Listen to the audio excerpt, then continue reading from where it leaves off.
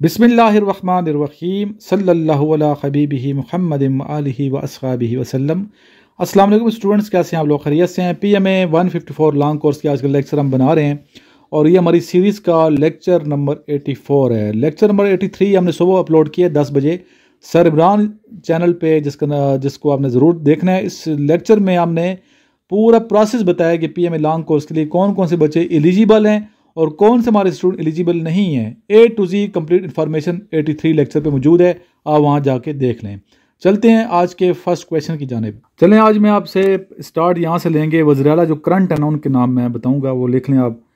पंजाब के जो वज़ीर आला हैं, बल्कि पंजाब की जो वज़ीर आला हैं वो हैं मरीम नवाज़। पख्तूनख्वा के वज़ीर आला अली अमीन गंडापुर। बलोचिस्तान के जो वज़ीर हैं सरफराज बुगटी और सिंध के वज़ीर आला हैं मुराद अली शाह। मैं रिपीट करता हूँ, पंजाब की वज़ीर आला मरीम नवाज़, KP के अली अमीन गंडापुर, बलोचिस्तान के वज़ीर आला सरफराज बुगटी और सिंध के मुराद अली शाह।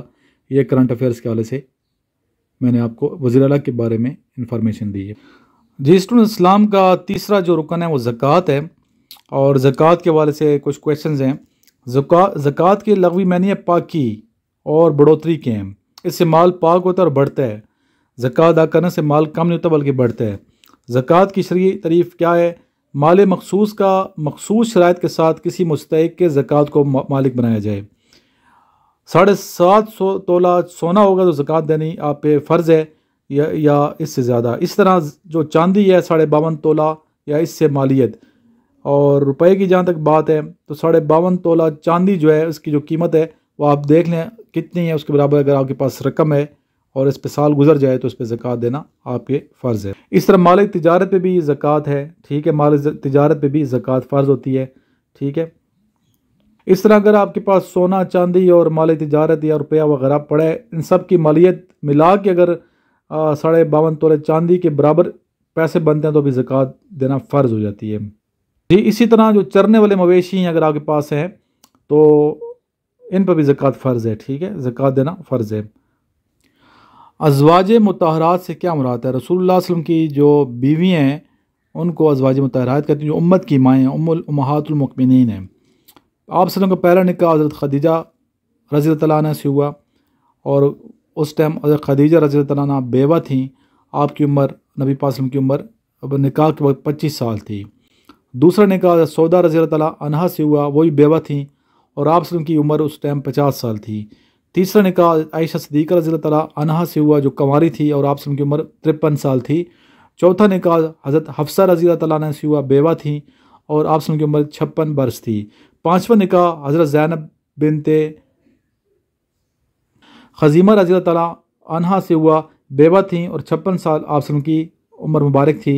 छठा निकाह भी आप सल्लल्लाहु अलैहि वसल्लम ने बेवा से किया, जिनका नाम हज़रत उम्मे सलमा रज़ी अल्लाह तआला अन्हा है और आप सल्लल्लाहु अलैहि वसल्लम की उम्र 56 साल थी।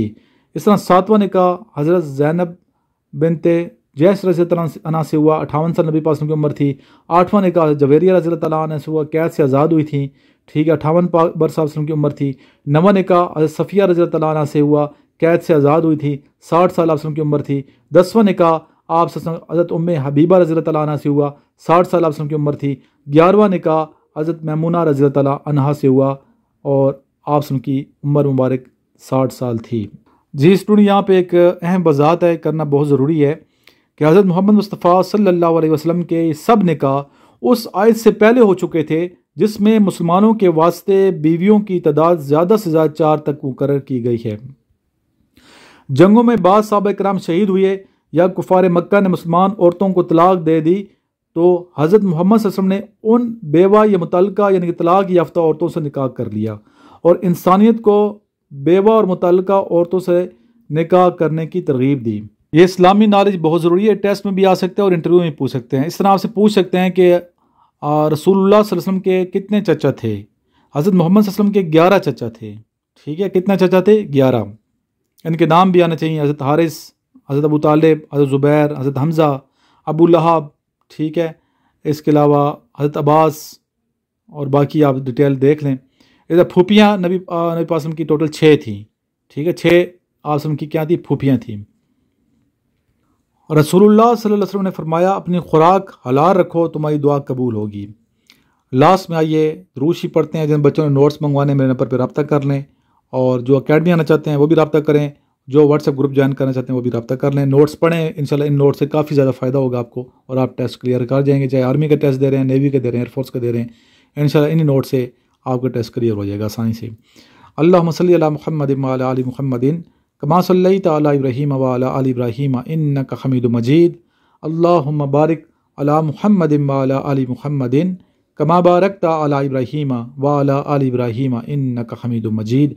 जो बच्चे ग्रुप में शामिल हैं, ग्रुप को ज्वाइन कर चुके हैं, बराए मेहरबानी अपने दोस्तों को भी ग्रुप में ऐड करें। परमिशन मैंने सबको दी हुई है।